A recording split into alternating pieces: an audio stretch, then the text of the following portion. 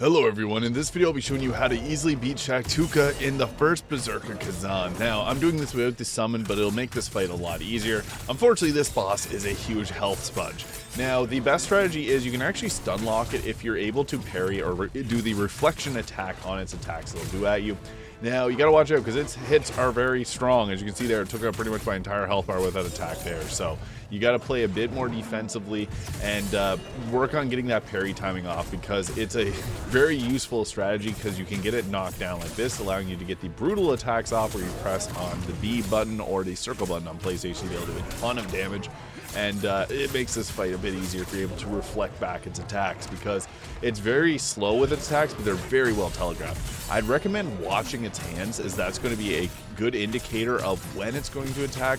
With some bosses, you want to watch like where they're coming from when they're attacking, but this one you want to watch its hands. I'd also recommend doing this fight a few times without even attacking, and this you got to do the other reflection attack by pressing your left bumper and the V button or circle button to be able to reflect that attack back. And whenever that happens, it's actually funny because you can stun lock it. I'm using the after image thrust ability on the spear, and that's great because whenever you have your spear gauge there, you can use that attack to do attacks without wasting your stamina, and it's going to continually chip down their stamina.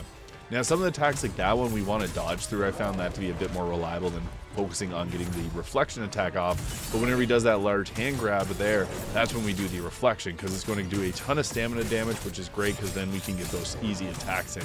As I mentioned, this is a very big health sponge, so you do have to play this a few times and maybe get comfortable with the defensiveness of this, because it's a battle of attrition with a lot of the boss fights here. It's all about making sure that you're keeping your heals and not getting damaged too much, and then getting the attacks that you can. So stamina is being a big resource here. I recommend bringing vitality spheres for that.